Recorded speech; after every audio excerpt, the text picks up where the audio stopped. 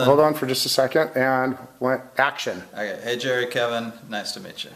This is the remote for the pool, and it has a number of functions on it. Actually, you have to be. It connects to the base station out and back. I just had it charging here, but we'll go. Let's walk through here where we get a little. It has Come to back onto recording. Okay. So the pool remote shows. You know, all of the kind of the key things, but basically what you need to know is you press and hold the menu button to change the different screen features there. So diagnostic, that's a configuration menu. Here, step over just a little bit closer. There you go, timers. Let's turn this way so I don't get the glare from get a better picture. Okay. Default. There we go. Soft keys. So when you get to the scroll soft keys menu, then you can scroll through all the different pool settings.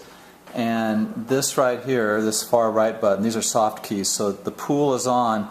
To turn it to spa, you just press it once, and it changes to spa, and it's got these motorized valves out there that take 30 seconds to reset from pool to spa. But that kicks on, and the heater's auto. And it's preset. We keep it a little on the low side because kids are in there sometimes, but it's I think we have it at 96 or something. These are the lights for the pool. The heater's on. This is the lights for the spa, the landscape lighting, and then this is the blower that blows air bubbles into the spa. You can kind of play around experiment with it. And then the pool guy that's been servicing the pool for 15 years, he knows everything on this too, so he's an expert.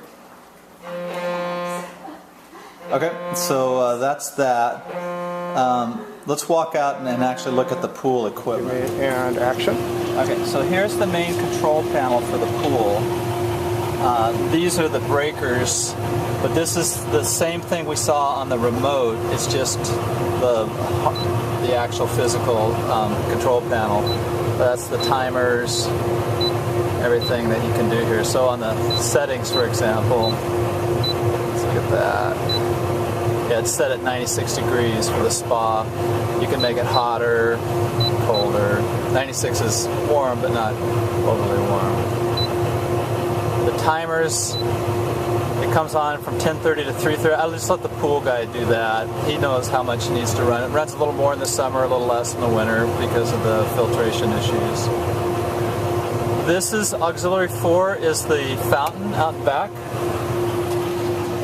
You can see that just turned on right there.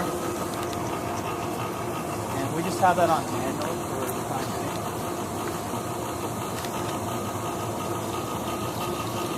being. Okay. And then auxiliary 5 is actually, there's a light. The fountain actually has lights, underwater lights built in, so you can turn them on at night. It's kind of pretty. Those are both off. And then to turn it back to pool, you just press, and the blue light indicates that the pool now is on. The heater just turned off, and the valves automatically rotate over. All right, so there's 4 irrigation timers. We're still in the pool equipment area. Yeah. The landscape guy knows all this too, and I actually just let him set them. I don't do much with this, but this one controls most of the landscape in the back.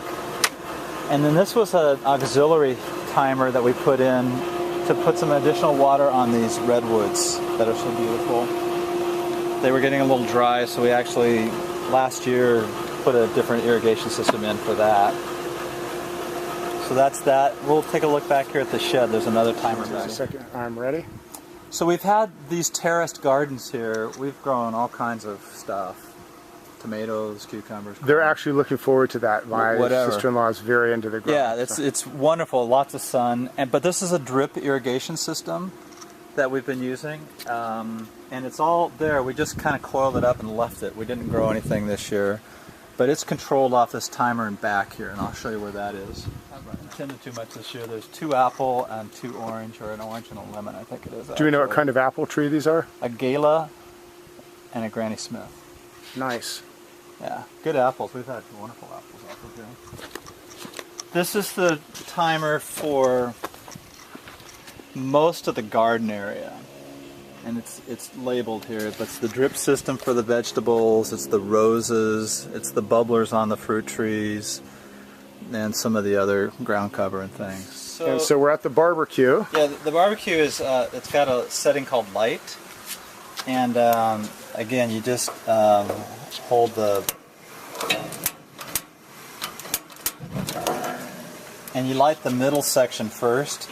And then if you turn on, there's 3 burners. You turn on the left burner and it lights, and turn on the right burner and it lights. And there is an electronic starter. They typically take a battery. It's very easy to fix those. You can't. I've done it several times. I've replaced it. They just don't last. They burn out. That's right. The heat's too high inside, and the little electrode just burns out. And so I finally just started using. But I can help you with that. We'll go to Barbecue Galore. It's a really easy fix. I've done this many times. I finally just said forget it. And then off to off. Mm-hmm. And the cover is the cover. The fountain, I've had it on a timer, just a cheap outdoor timer to run during the day. You can do whatever you want, but it has had an extension cord, and you just plugs in. There's a plug-in right here. It runs. Got a little pump in it. You need to add water. You'll probably put it to a hardwire it to here with a switch, so you can turn it on and off. You could do that. I just never got to it. The lighting for the patio cover is right here. So you have light on your barbecue, and there's a dimmer switch on there. So that's the light. This will be a little tricky, but basically this is the built-in sound system. So we have 1, 2, 3, 4 speakers that are built in, and then the way Dolby 5.1 surround sound works, it's 5 speakers plus a center channel. So this is the subwoofer here. This is the center channel where the voices usually get carried. And then this is the receiver, or the logic unit, that splits everything out to the sound. It takes all the feeds from whether your Blu-ray player or your used to be VHS player or whatever, and generates the Dolby surround sound back out.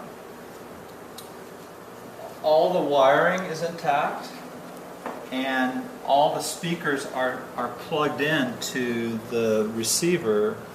But what's not plugged into the receiver would be a big screen, flat screen TV. Right. All the components. And any other components, like a DVD. We had like 3 DVD players for who knows what. We had a Blu-ray, we had a European player, European stuff. We had I don't know why we had so many, but we had 3 DVD players.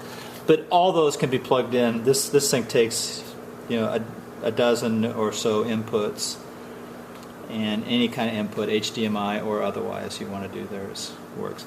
The silver thing is DirecTV. So we have 2 content providers. We have DirecTV, and we also have Time Warner Cable. And we had DirecTV first, and we just kind of kept it because we were used to it. And then a few years ago, Time Warner ran a cable up here, and we brought Time Warner Cable in just for the internet. So we have high speed, very high speed, Time Warner Cable internet, but we've been using DirecTV for television, Time Warner for internet. I'm not sure that's the most efficient, to be honest. I'm thinking about doing that too right now. I have Time Warner for both, and I don't want to give up the cable internet because I need that speed that Dish just can't, or Direct just can't provide. Yeah. But I think the programming, the television programming, is better on DirecTV. Yeah, I think so. Than on Time Warner. So you got to kind of figure that out, but they're both available. Now we'll walk up to the office, and I'll show you where the cable input is. Wonderful.